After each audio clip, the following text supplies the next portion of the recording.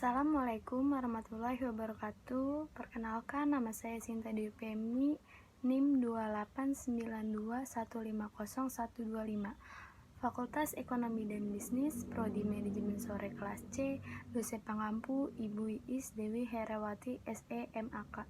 Saya akan mempresentasikan tugas ujian akhir semester Bahasa Indonesia yang berjudul Organisasi Gagasan. Gagasan dalam berbicara memiliki peran yang sangat penting karena objek utama dalam berbicara adalah menyampaikan gagasan. Gagasan adalah produk pemikiran yang dimiliki manusia yang dapat disampaikan baik melalui lisan maupun tulisan.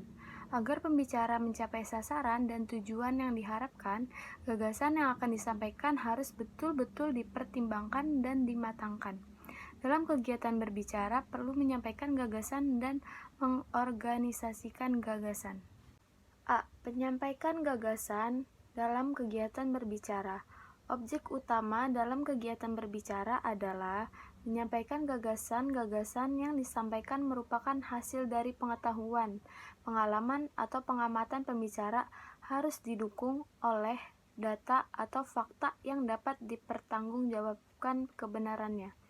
Suyono dalam Riyadi 2004-56 telah mengemukakan 7 hal sebagai tolak ukur penyampaian gagasan dalam kegiatan berbicara, yaitu gagasan berhubungan dengan masalah, gagasan mempercepat pemahaman masalah, penemuan sebab, pemecahan masalah.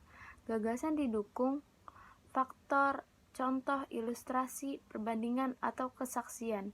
Gagasan tidak mengulang gagasan yang pernah disampaikan peserta lain. Bahasa untuk menyampaikan gagasan mengemukakan kata dan kalimat yang tepat. Gerak, mimik, nada suara, tekanan, dan intonasi yang digunakan dapat memperjelas gagasan yang disampaikan. Gagasan dikemukakan dengan sopan dan tidak emosional. B. Mengorganisasikan gagasan dalam keterampilan berbicara. Proses ini penting dilakukan agar gagasan dikemukakan runtut dan lengkap sehingga mudah dipahami oleh pendengar sebelum mengorganisasikan gagasan, dan langkah-langkah dilakukan oleh pembicara, yaitu menentukan tema, yaitu pokok persoalan permasalahan atau pokok pembicara yang cakupnya menyangkut permasalahan yang diangkat, mengumpulkan bahan, menyeleksi bahan, perlu dipilih bahan-bahan yang sesuai dengan tema pembahasan, dan mengorganisasikan gagasan, menguraikan tiap topik atau masalah menjadi beberapa bahasa yang lebih fokus dan terukur.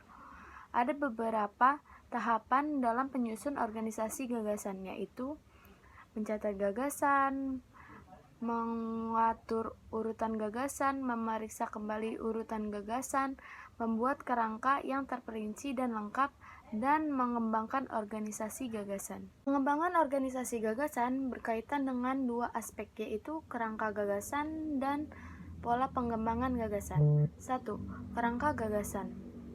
Kerangka gagasan berkaitan dengan susunan hubungan setiap gagasan yang akan menjadikan pembahasan, yaitu 1. Kerangka topik, 2. Kerangka kalimat. A. Kerangka topik, yaitu kerangka gagasan yang disusun dengan menuliskan rangkaian bentuk topik gagasan. B. Kerangka kalimat adalah kerangka gagasan yang disusun dengan menuliskan rangkaian butir-butir dalam bentuk kalimat. 2. Pengembangan gagasan. Dalam keterampilan menulis, gagasan-gagasan tertuang dalam satuan bahasa yang disebut dengan paragraf. Ada 3 syarat dalam pengembangan paragraf, yaitu kesatuan gagasan, kepaduan gagasan, dan kelengkapan gagasan.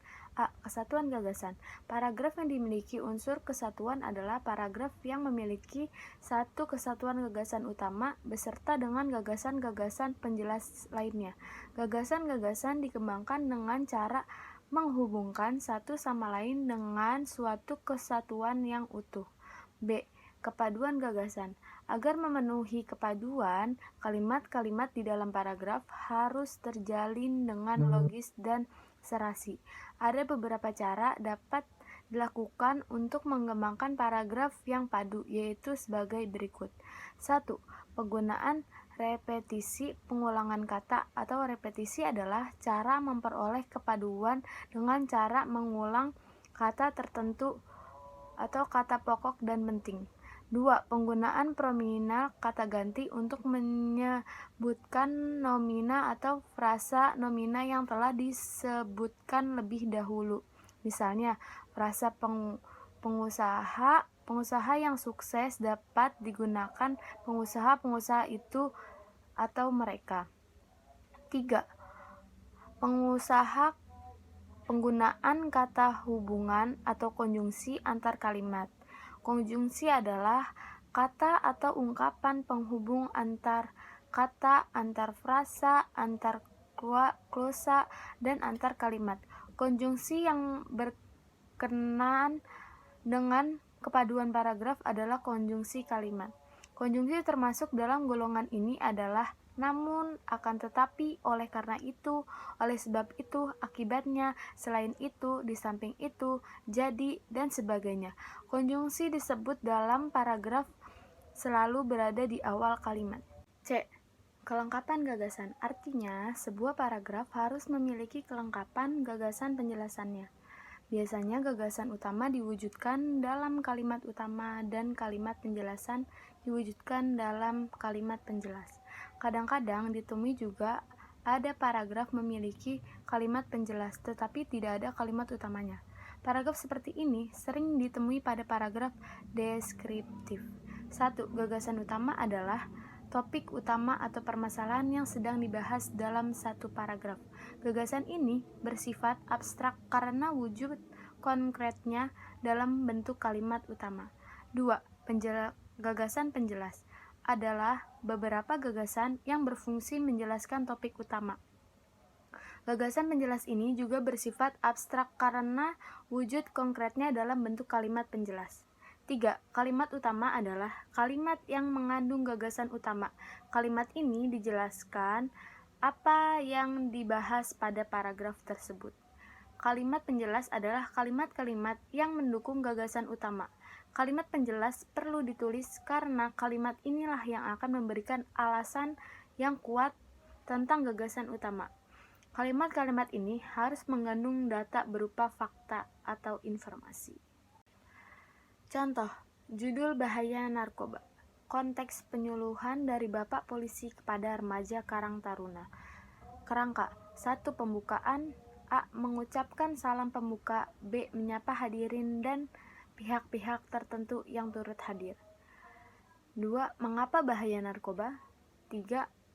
Apa saja yang ada dalam narkotika golongan 1? 4.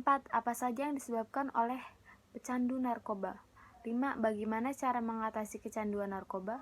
Yang 6. Penutup. Assalamualaikum warahmatullahi wabarakatuh. Terima kasih kepada Ketua, Wakil, dan anggota Karang Taruna, serta seluruh hadirin semua yang sudah menyempatkan untuk hadir dalam acara ini. Semoga kita semua selalu dalam lindungan Tuhan Yang Maha Esa. Di sini kita akan menyimak penyuluhan Bapak Polisi tentang bahaya narkoba. Narkotika adalah zat atau obat baik yang bersifat alamiah, sintesis, maupun semi-sintesis yang menimbulkan efek penurunan kesadaran, halusinasi, serta daya rangsang.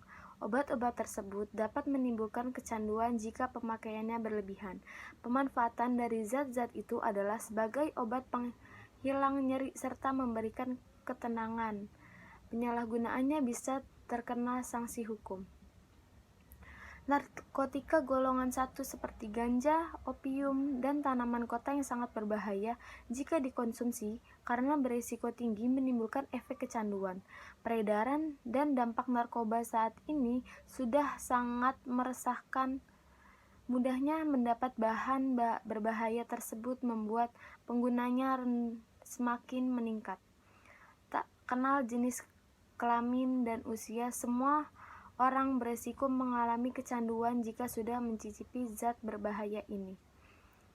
Meski ada beberapa jenis yang diperbolehkan dipakai untuk diperlukan pengobatan, namun tetap saja harus mendapatkan pengawasan ketat dari dokter.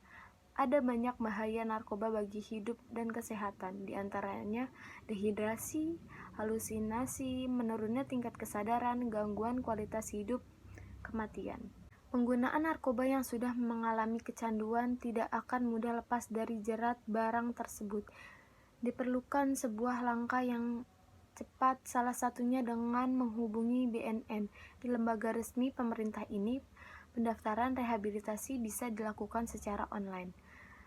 Proses rehabilitasi nantinya akan dilakukan secara total agar pemakai tidak kembali memakai obat-obatan tersebut. Secara umum, ada 4 langkah yang dilakukan untuk mengatasi kecanduan narkoba, dan di antaranya adalah 1. Pemeriksaan. Pemeriksaan dilakukan tidak hanya oleh dokter tapi juga terapis.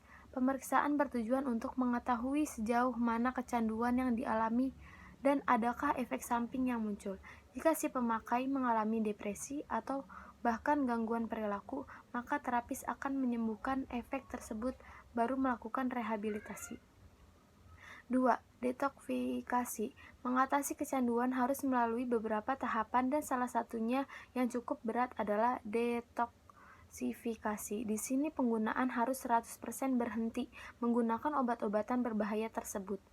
Reaksi yang akan dirasakan cukup menyiksa, mulai dari rasa mual hingga badan terasa sakit. Di samping itu, pecandu akan merasa tertekan karena tidak ada asupan penenang yang dikonsumsi seperti biasa. Selama proses detoksifikasi, dokter akan meringankan efek yang mengenakan tersebut dengan memberikan obat. Di samping itu, pecandu juga memperbanyak minum air yang tidak terkena dehidrasi serta mengonsumsi makanan bergizi untuk memulihkan kondisi tubuh. Lamanya proses ini sangat bergantung pada tingkat kecanduan yang dialami serta tekad yang dimiliki oleh si pemakai untuk sembuh. 3. Stabilisasi. Setelah proses detoksifikasi berhasil dilewati, selanjutnya dokter akan menerapkan langkah stabilisasi. Tahapannya ini bertujuan untuk membantu pemulihan jangka panjang dengan memeriksa resep dokter.